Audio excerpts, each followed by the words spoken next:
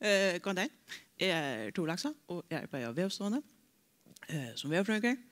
Og vi har nå er vi i gang i 4 år av Vevstående, og har alltid haft et hengende punkt som data.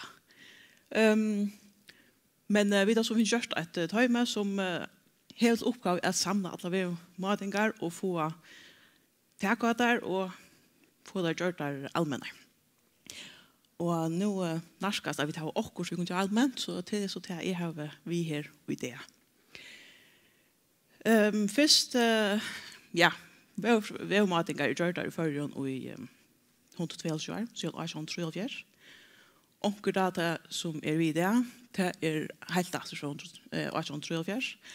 Anna ikke helt så langt vi tar data. Men hvis vi var begynner, det nekt data og ikke nekt tøy. Så vi tar hita matinger har gjort der.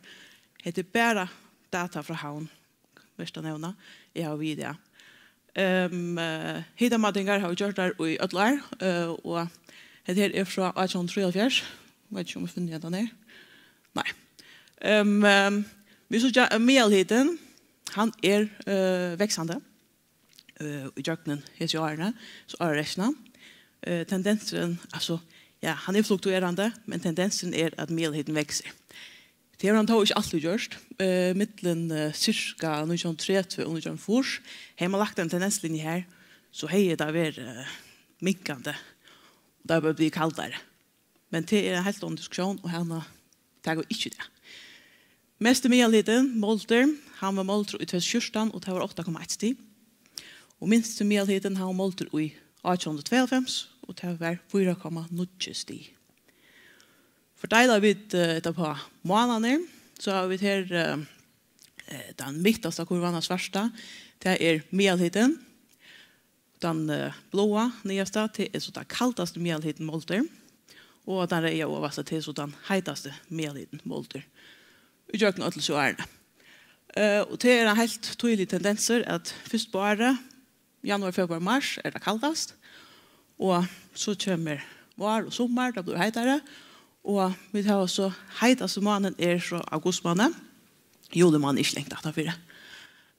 Og så blir det kaldere etter, og nok så overst at desember måned faktisk mye kaldere enn mars.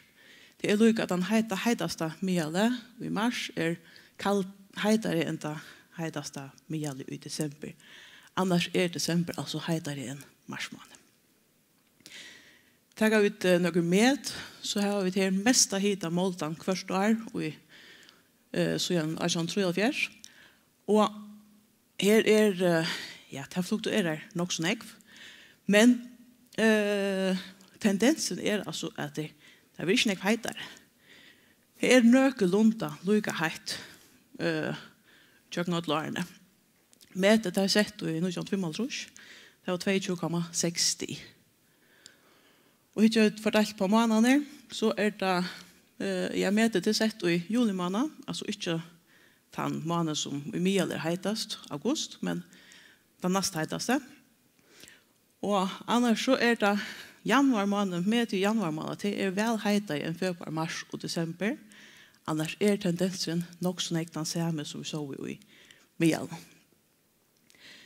For det kaldeste, her tror jeg vi samme tendens som vi så i mye. Altså til at blir til veksende kurva. Det vil si at det ikke blir til at melheten vekser, det ikke til at det blir heitere og heitere, faktisk det ikke blir lukket kaldt som det gjør. Og det kaldeste av Molta, det altså minus 12,5 sti i 1908. Det har vi fordelt på måneder, så har vi etter samme tendens, og med det til å sette i januar måned i 1908. Før vi gjør det, så hittar vi på avfall. Dette akkumulere avfall, altså hvordan jeg kunne regne hver januar i ødelårene. Avfall har vi etter til 1812. Så jeg hittar på stappene, så jeg at faktisk alle litt hvis man teker ekstremen fra, litt mittlen 1000 og 1500 millimeter om året. Her så åkert år her det meira, og åkert år her det sin minne. Minst avfallet i 1915. Her var 935,4 millimeter. Og mesta til i 2011, han stinger seg av i forhold til alle hinstappene. Her må rekna i 2011 2200,1 millimeter. Så det har jo vært ekkert bort år. Det har vi då hittat på månader. Akkumulera avfall hver månad. Her har vi hittat månaden her det mest rektmålt og minst. Så tror vi reellt stora mån og mesta og minsta avfall. Hvis vi lykkes så gjør bortsett de 2 torraste månaden, så faktisk alle månader mittlen 200 og 325 millimeter, tror jeg det regner mest. Og det minste er regnet under 50 millimeter. Så jeg må si reellt store måneder. Juni og juli der torraste, her ligger det omlai 140 millimeter.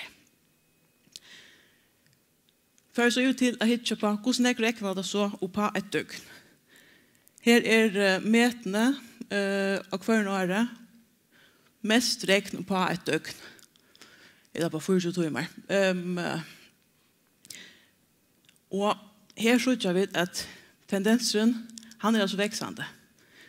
Tendensen i hvordan jeg rekner på et år rimelig stabiler, men på et døgn kommer det altså mer rekne i til det regner mest. Metet til sett i 1940, da regner det 76 millimeter på 40 timer.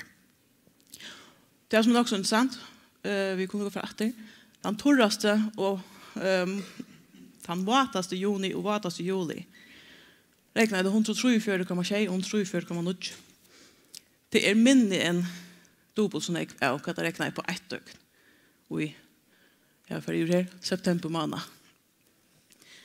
Så, det har vært da, 1940. Dette som meter av hver måned. Her sies det at det er 2 måneder under 50 millimeter til juni og august. Men da regner jeg da 24 og 46,1 millimeter. Det vil si at det om jeg ser nesten nær i årene over det, da jeg regner jeg, så kan det komme ekkert nye på et døgn. For vi så gjør det til vind. Vind faktisk det vi tar mest av, og det vi tar minst data tøkt av. Dette det veikeste datasett jeg vil, men ettersom det vinter så tar vi det vi lokal. Jeg rater at det fra 1928, og noen år som mangler til år 1920, og det lykka en DMI-data og vørndata skal lykka sammankopplast, og til akkurat tror jeg at det ikke blitt godt enn.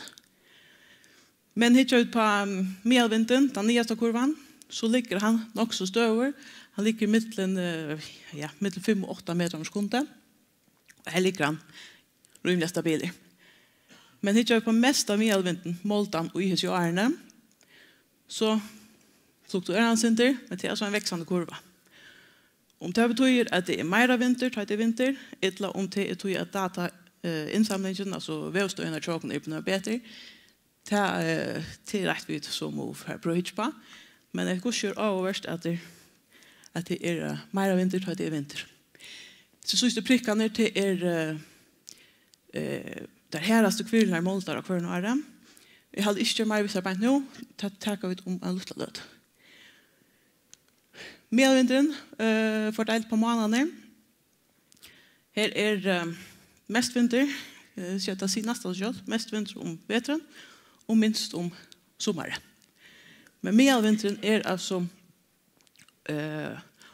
omlai 5 meter om sekundet om sommeren, og omlai 8 om veteren. Og meste medvinteren målter i februarmåneden, 6,8, og minste målter i august til 4,8. hetta datasettet har vi bare etter fra 2000, og stadigvæk vi som 3 år mangler. Så altså, hetta ikke så negvar. Nu får vi til oppe til færre år, til hetta faktisk bare fra 2014 til 2024, og her mangler 3 år. Så ja, hetta vi håper for bedre nok så kjøtt. Men hetta mest medvinter i Molder hver måned. Og fordelt på året, så gjør vi faktisk bare en måned, augustmåned, her mest medvinteren under 20 meter om skunde. Da en 18,9 meter om skunde, det vi kallar skri. Altså, ikke stormer, men bare et åren. Alle inne månedene det altså oppe i storm, i la meira, i mye, da det mest vinter. Mete til i januar måned, 0,6 meter om skunde, og dette møte er alltid råkning vi ødler inne minnast. Dette møte sett i 31. januar i 24 var en ød, og da var nekkevinter. Og en 0,6 her i havn okkar offisiella mating. Og her er kvillan, hun sa sakter, hun var fra samme dag, 4,1 millimeter, nei, ikke millimeter, meter av skund. Men kvillen atter, der i hovar. Bare juli og august der under 30 meter om skundet, og stadigvæk opp i 22 og 80 meter om skundet, nesten 80. Så fører vi til Truste i Førjen, eller i havn, må vi. Hette Mial Truste og hver nåre.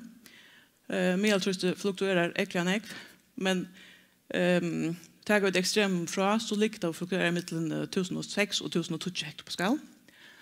Ta lagsta medeltrøstemål til målt i 1995 til 1003,8 og det høgsta er målt her i 2003 til 1015,5 hektopascal.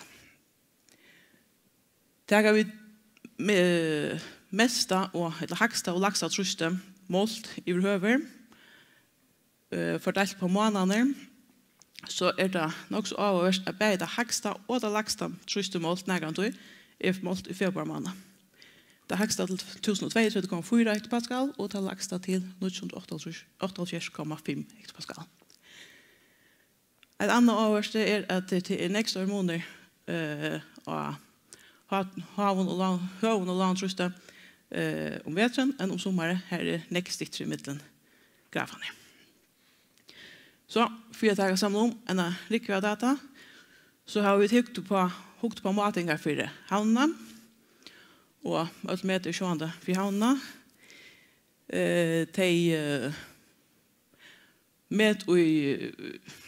De fleste metene som sett, alltid faktisk sett i Vesterbåhavnen. Det er jo ikke vi sjående, men i behøver kunne si at for hita, at melhiten vekser, men det er altså ikke tog at den meste hiten vekser, det er tog at den minste hiten vekser, altså det blir ikke lukka kaldt.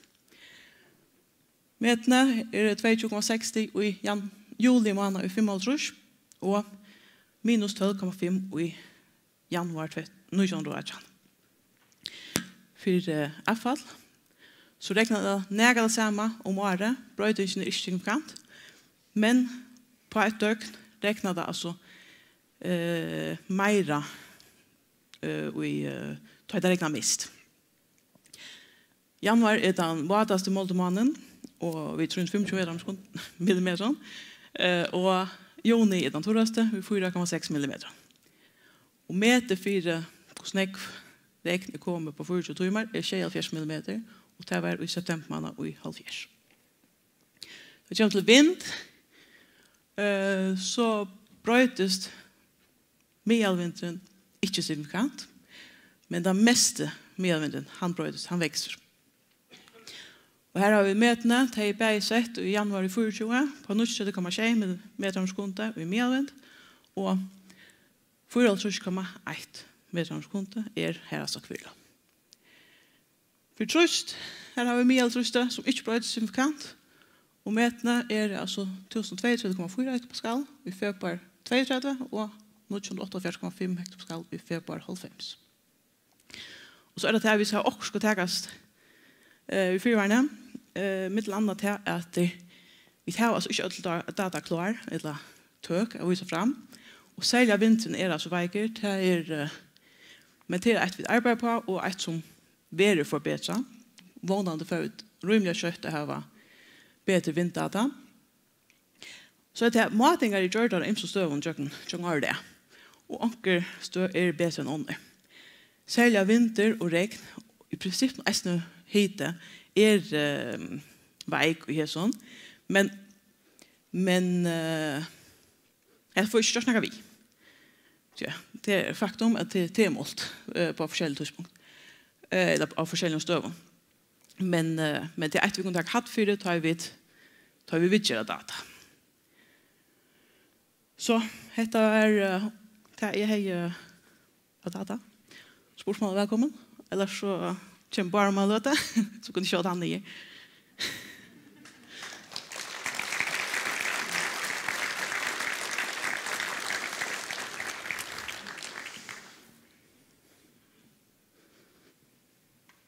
Takk for det, Tori, for å være fremløve. Jeg har alltid villet ta ut til en stått spørning, hvis noen som vil spørre. Det noen? Nei, jeg har ikke nekket for vevmaten, men det er veldig store måneder av meste og minste avfall. Ja. Og jeg spekulerer på, kan man korrelere til vi hitaleie? Eller at vi hører at det låter ikke. Man blir sitt det mest avfall av låten, jeg vet ikke. Om man kunne gjøre en korrelering her. Det mulig. Jeg tar ikke være ordentlig sikkert. At det er store måneder. Og jeg vet ikke hva hentet i 2011, hvor det var sånn jeg vil regne akkurat da. Kanskje noen andre minnes det. Men at det en sånn, etter datasett direkte fra DMI som vi da finner styrer, og hatt det nemlig en av de tingene vi skulle finne av. Hvor gjør det så store måneder, og bæg i hæsson, og veisning i hita, hva henter det?